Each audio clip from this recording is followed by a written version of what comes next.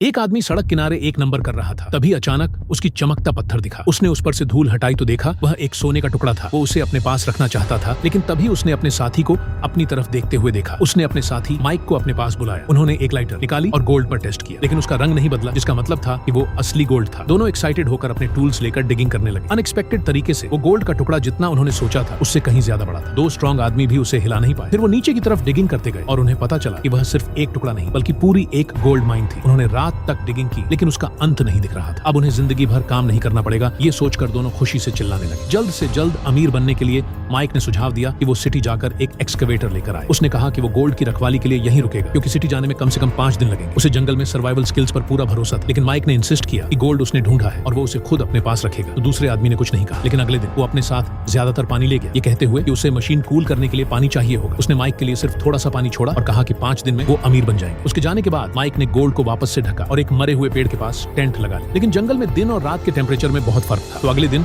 वो और मरे हुए पेड़ ढूंढने निकल पड़ा। तभी उसे गलती से एक प्लेन क्रैश का मलबा मिला। ये एक शानदार शेल्टर था जो उसे धूप और तूफानों से बचा सकता, लेकिन यहाँ से उसे अपना गोल्ड नहीं दिखता। तो माइक ने प्लेन को टुकड़ों में तोड़ दिया और उन टुकड़ों को गोल्ड के पास ले जाकर एक टेंट बना लिया। उसकी खिड़की से उसे गोल्ड साफ दिख रहा था। तसल्ली मिलने पर वो जल्दी सो गया, लेकिन उसे उम्मीद नहीं थी कि रेगिस्तान की धूप इतनी तेज होगी कि उसने माइक के सिर को जला दिया। इस डर से वो कहीं मर न जाए वो वहाँ से भागने वाला था। तभी उसे अपने साथी का फोन आया। उसने कहा कि उसे एक्सकेवेटर मिल गया है और वो वापस आ रहा है। ये सुनकर माइक का वहाँ से जाने का इरादा बदल गया। तो वो वहीं रुका और 2 दिन और इंतजार किया। उसका सारा खाना खत्म हो गया था और अब बस एक बोतल पानी बचा था। धूप से उसकी हालत और भी खराब हो रही थी, लेकिन उसका साथी अभी तक नहीं आया था। उसी समय माइक को दूर से एक व्हीकल आता दिखा। वो मदद के लिए जाना चाहता था, लेकिन उसे डर था कि वो अपने गोल्ड को खो देगा। बहुत सोचने के बाद वो हेल्पलेस होकर बस व्हीकल को जाते देखता रहा। आखिरकार 5वें दिन भी उसका साथी नहीं आया। माइक ने उसे कॉल किया और पूछा कि वो कहाँ है, लेकिन उसे बस एक वेग जवाब मिला कि वो बस पहुंचने ही वाला है। उस टाइम माइक के चारों तरफ बर्ड्स मंडराने लगे और उसकी जान को हर पल खतरा था, लेकिन उसे नहीं पता था कि उसका साथी 2 दिन पहले ही वहां आ चुका था। वो एक टेलीस्कोप लेकर चुपचाप माइक को देख रहा था। उस समय जाकर माइक को एहसास हुआ कि उसके साथी ने उसे धोखा दिया था। मरते हुए भी वो गोल्ड के बारे में सोच रहा था। माइक को बर्ड से घिरा देखकर उसका साथी बहुत खुश हुआ। अब सारा गोल्ड उसका था, लेकिन जैसे ही उसने गोल्ड को उठाया